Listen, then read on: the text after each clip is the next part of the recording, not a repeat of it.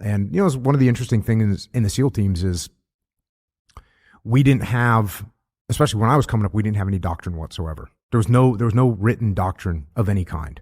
So everything that you learned was word of mouth. You learned from the guys that went before you.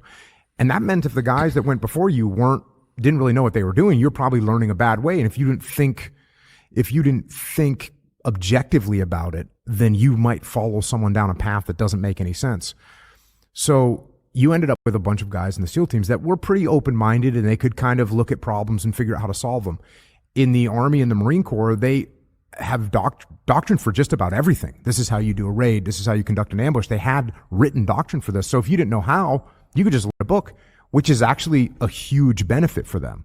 Because if I'm a new platoon commander and I don't know how to do an ambush, I can just look at this book and I can learn how to do it. And so there's some huge benefits to having a very disciplined doctrine that you can follow.